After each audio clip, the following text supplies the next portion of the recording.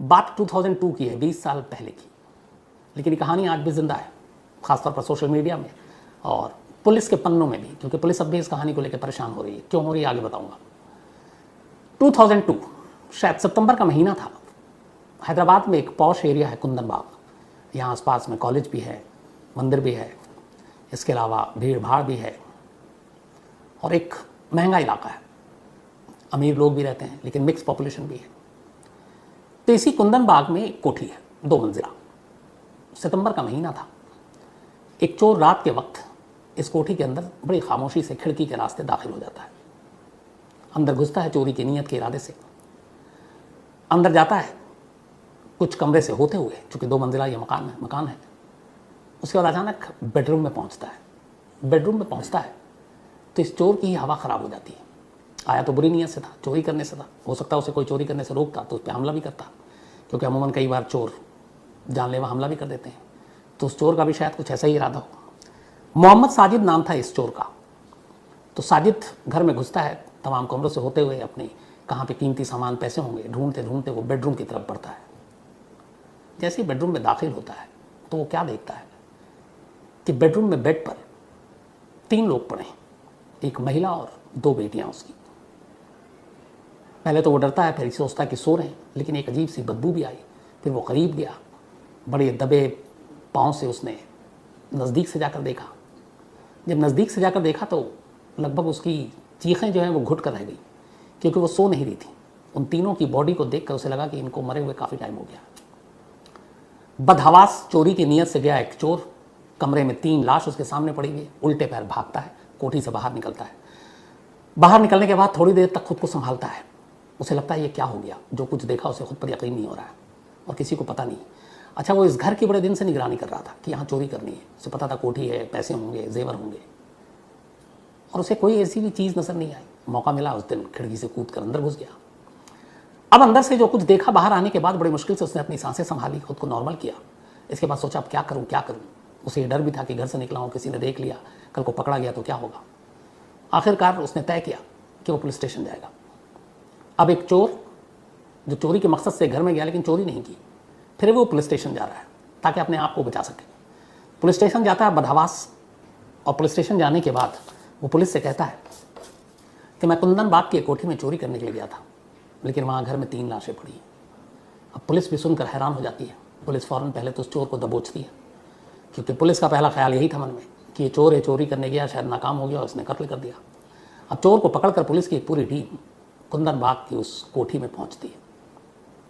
कोठी में पहुंचने के बाद पुलिस सबसे पहले उस रूम में जाती है जहाँ चोर ने बताया। वहाँ देखती है कि बेड पर 3 लाशें पड़ी हैं, बुरी तरह डिकम्पोज्ड, लगभग सड़ चुकी हैं। कमरे को और बारीकी से मुआयना करती है पुलिस तो देखती है कि अलमारी में जो कपड़े रखे थे वो इधर उधर बिखरे पड़े हैं, चेकबुक थे वो फर्श पर पड़े हैं, कुछ और डॉक्यूमेंट्स थे वो इधर उधर पड़े हैं, घर में एक सेंट्रो कार थी वो बाहर खड़ी है, और ऐसी कोई चीज़ नज़र नहीं आई। पुलिस ने फ़ौरन तीनों डेड बॉडी को अपने कब्जे में लिया और हॉस्पिटल भेज दिया। अब चोर पुलिस के कब्जे में। सुबह होते होते ये बात फैल गई कुंदन बाग के इलाके में कि यहाँ 3 कत्ल हुआ है और एक चोर जो है वो पकड़ा गया है। अब पुलिस का सारा शक इसी चोर पर है। किसी चोर ने चोरी में नाकामी होते हुए या विरोध करने पर उन तीनों को मार डाला। अब वो बार बार गिड़गिड़ा रहा कि साहब मैं बेकसूर हूँ, मैं चोर ज़रूर हूँ, चोरी करने गया, चोरी की भी नहीं, जो हालत देखी मैं भाग कर सीधे आपके पास आया। पुलिस उसकी बात पर यकीन नहीं कर रही है। खैर, इसके बाद लाश को पोस्टमार्टम के लिए भेजा। अब जब पोस्टमार्टम की रिपोर्ट आई तो इस बार चौंकने की बारी पुलिस की थी। पोस्टमार्टम रिपोर्ट के मुताबिक इन तीनों की मौत करीब 3 महीने पहले हो चुकी थी, सितंबर के हिसाब से जून के महीने में। फिर पुलिस ने अंदाज़ा लगाया, उस घर में एक आखिरी अखबार मिला, न्यूज़पेपर, जो 21 जून का था।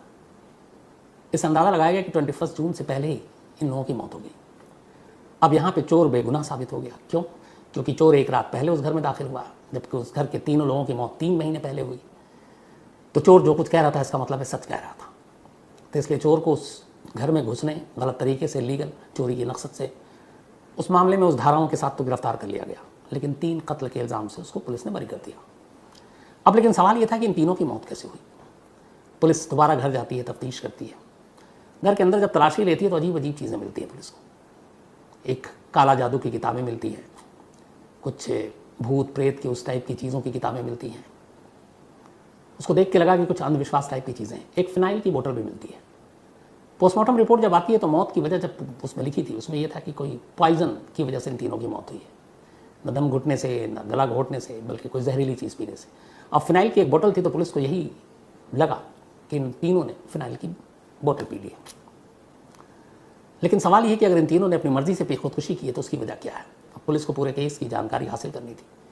इधर इन तीनों की मौत की खबर सुनते ही कुंदन बाग के उस इलाके में अचानक लोग सहम गए, डर गए। पुलिस ने पड़ोसियों से पूछताछ करने का फैसला किया। अब जब पुलिस ने पड़ोसियों से पूछताछ करना शुरू किया तो खुद पुलिस ही कंफ्यूज होकर रह गई। जो कहानी निकली, जो पड़ोसियों ने बताया, जो चश्मदीदों ने बताया, वो कहानी ये थी कि लोग ये मानने को तैयार ही नहीं थे कि इस घर में रहने वाले इन 3 लोगों की मौत 3 महीने पहले हुई है। क्यों? जितने लोगों ने पुलिस को स्टेटमेंट दिया उनमें से कुछ ने कहा कि हमने परसों ही रात देखी, कुछ ने आखिरी जिस रात चोर घुसा था उस रात की भी गवाही दी कि हमने इन तीनों को बाहर, घर के बाहर टहलते देखा, रोड पे देखा। अब पुलिस कह रही है क्या पागलपन है। पोस्टमार्टम रिपोर्ट डेड बॉडी की हालत बता रही है कि मौत को 3 महीने हो चुके हैं। ये कहने हमने कल, परसों, तरसों, पिछले हफ्ते भी देखा है। सारे पड़ोसियों के जब बयान दर्ज किए गए तो उन बयान का जो निचोड़ निकला वो ये निकला कि इस घर में एक माँ और उनकी 2 बेटी रहती थी। माँ का नाम जयाप्रदा, उम्र करीब 56 साल, 56 ईयर। वो अजीब बिहेव करती थी।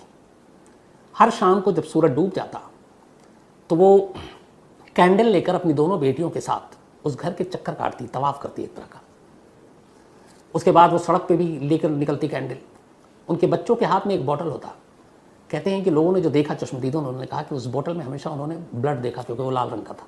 अब ये किसी को पता नहीं कि वो लाल रंग पानी में लाल डाला गया था या वाकई खून है, लेकिन उनका कहना था कि वो उस औरत की अजीब व गरीब हरकत थी। वो डेली खिड़की के पास भी कैंडल लेकर खड़ी होती और उसके बच्चे हाथ में खून की बोतल लेकर, और जो पड़ोसी गुजरते उनको बड़ी अजीब नज़रों से घूरती। वो सड़क पे भी इसी तरीके से निकलती, घर के चक्कर काटती कैंडल को लेकर। लोग बड़े खौफजदा रहते उससे। अब सवाल ये था कि वो औरत और उसकी कहानी क्या थी। तो पता चला कि इस औरत की शादी काफ़ी पहले हुई थी और ये उसी आंध्र प्रदेश की रहने वाली थी। नाम था जयाप्रदा, लेकिन बचपन से उसकी दिमागी हालत थोड़ी सी ठीक नहीं थी, हालांकि बहुत ही अमीर और अच्छे घर से थी। जब बड़ी हुई तो एक अच्छे लड़के को देखकर घर वालों ने उसकी शादी कर दी, लेकिन वो जो उसकी दिमागी परेशानी थी, मानसिक हालत ठीक नहीं थी, ये उन्होंने लड़के और लड़के के घर वालों से छुपाई और शादी कर दी। इसके बाद कुंदन बाग जैसे इलाके में एक कोठी दी। उस कोठी में ये मियाँ बीवी रहते। फिर इनके 2 बच्चे हुए, दोनों लड़कियाँ। पति को शादी के बाद ये एहसास होना शुरू हो गया कि उसकी बीवी जो है वो मेंटली पूरी तरह से फिट नहीं है, अजीब अजीब हरकतें करती है। इस बीच में फिर उसे सारी कहानियाँ घर वालों के जरिए पता चली कि उन्होंने छुपाया है। पति पत्नी के बीच में झगड़ा होता है उसकी दिमागी हालत की वजह से भी। आखिरकार इतनी लड़ाई झगड़ा हुई कि दोनों पति पत्नी अलग हो गए। पति ने उसे डिवोर्स दे दिया और वो उस घर को छोड़कर अलग चला गया। दोनों बेटियां अब माँ के साथ थीं और माँ के साथ रहने लगी। अब जो माँ का मिजाज और वो सारी चीज़ें थी वो धीरे धीरे बेटियों में भी आने लगी। माँ के हुक्म पर बेटियां भी वो सब कुछ करने लगी।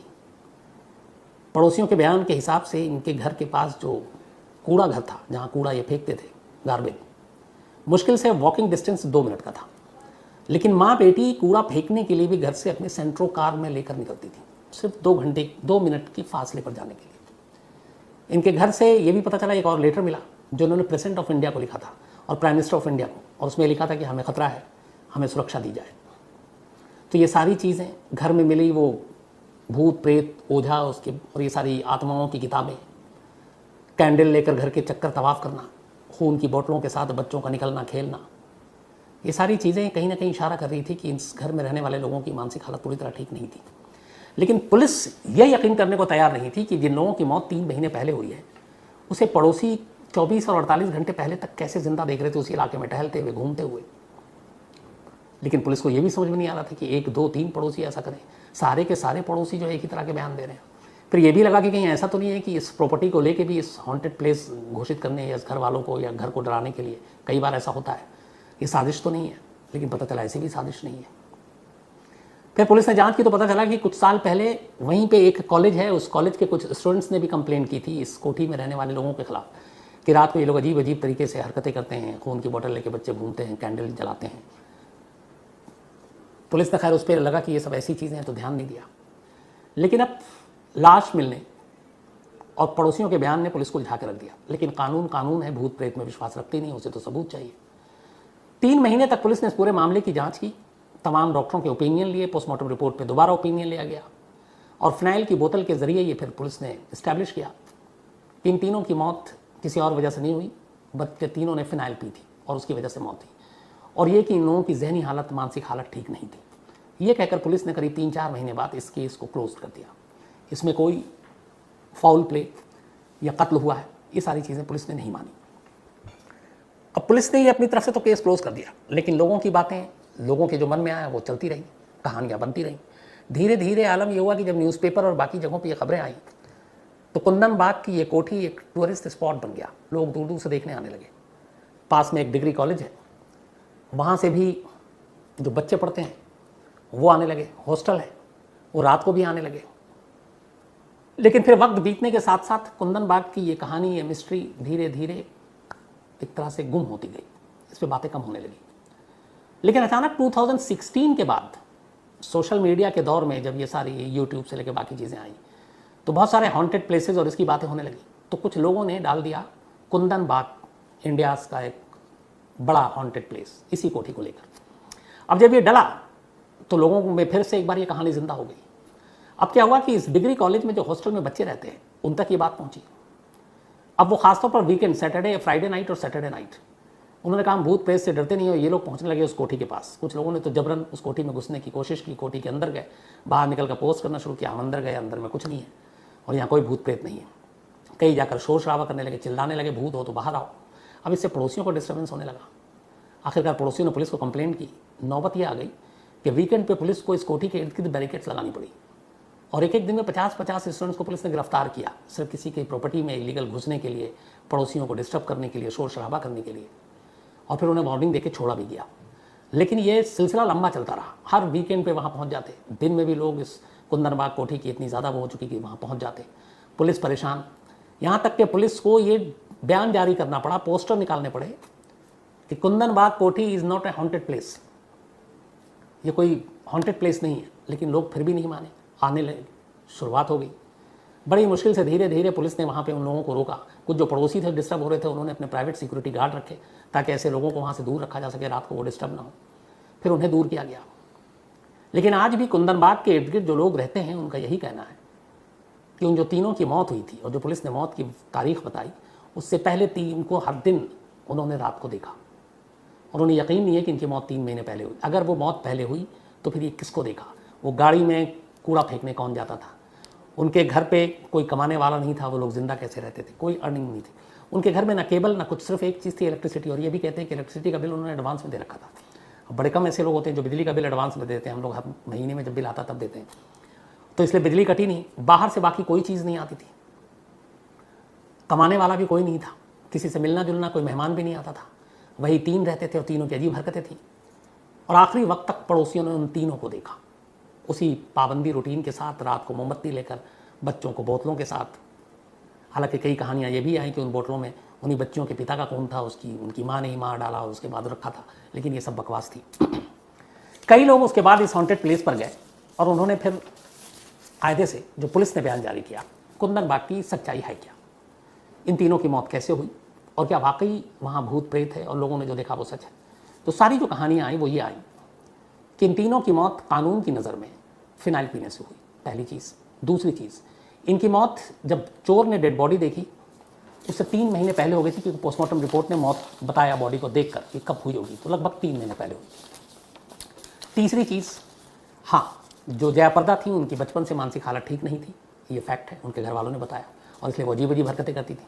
बहुत सारे ऐसे केसेस हैं हमारे देश में भी, दुनिया में भी। तो उसका भी भूत प्रेत से कोई लेना देना नहीं था। अब सवाल ये है कि जो लोगों ने रात को देखा, जो दावा कर रहे थे, वो कितना सच है। बस वहीं पे आके मामला रुक जाता है। बाकी हर चीज़ का कानून ने जवाब दिया कि ये एक सुसाइड केस है, जहनी हालत ठीक नहीं थी। लेकिन पुलिस भूत प्रेत की चीज़ों को नहीं मानती।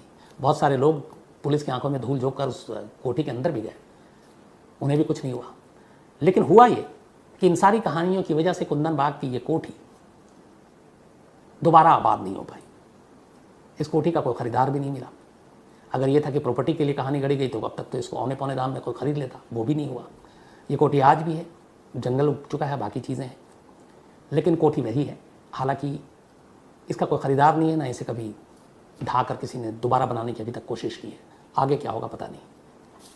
तो ये थी कुंदन बाग हैदराबाद की इस कोठी की कहानी, जहाँ एक चोर चोरी करने के लिए जाता है और चोरी के चक्कर में 3 लाशों का गवाह बन जाता है, और फिर इस कोठी के अंदर की कहानी दुनिया के सामने आती है। जैसे बहुत सारे लोग इंडिया के सबसे बड़े हॉन्टेड प्लेस में से एक कहते हैं, लेकिन असल में यह है नहीं हॉन्टेड प्लेस।